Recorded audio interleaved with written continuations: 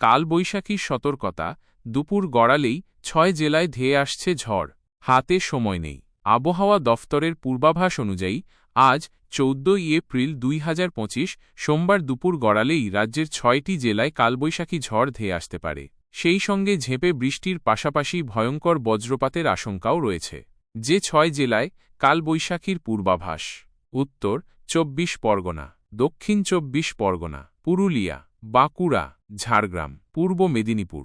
এই জেলাগুলির এক বা দুটি জায়গায় বজ্রবিদ্যুৎ সহ দমকা হাওয়া বইতে পারে।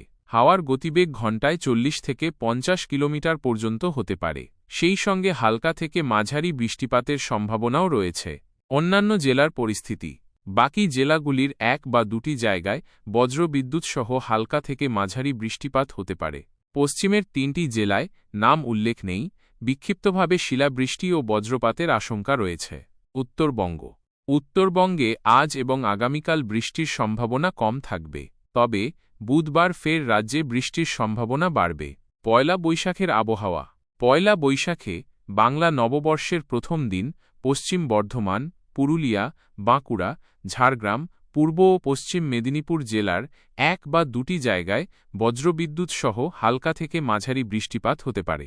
আলিপুর আবহাওয়া দফতরের রিপোর্ট: আলিপুর আবহাওয়া দফতরের রিপোর্ট অনুযায়ী রাজ্যের উত্তর থেকে দক্ষিণবঙ্গের জেলাগুলিতে বজ্রবিদ্যুৎ সহ বৃষ্টির সঙ্গে ঝোড়ো হাওয়া বইবে। কোনো জেলায় শিলাবৃষ্টির সতর্কতাও জারি করা হয়েছে।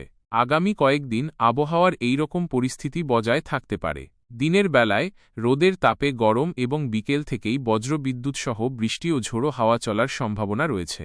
ইয়েলো অ্যালার্ট জারি: কলকাতা, হাওড়া, হুগলি, উত্তর ২৪ পরগনা, দক্ষিণ ২৪ পরগনা, পূর্ব মেদিনীপুর, পশ্চিম মেদিনীপুর, ঝাড়গ্রাম, পুরুলিয়া, বাঁকুড়া, পূর্ব বর্ধমান, পশ্চিম বর্ধমান, বীরভূম, মুর্শিদাবাদ এবং নদিয়াতে ঝড়বৃষ্টির জন্য ইয়েলো অ্যালার্ট জারি করেছে আরএমসি কলকাতা।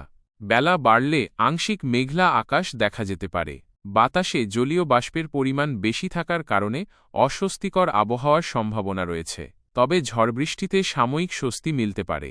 উত্তরবঙ্গের ওপরের দিকের ৫টি জেলায় মেঘলা আকাশ থাকার সম্ভাবনা বেশি। রাজ্যে তাপমাত্রার তেমন বড়সড় পরিবর্তনের সম্ভাবনা নেই। সাবধানতা অবলম্বন করুন এবং সুরক্ষিত থাকুন।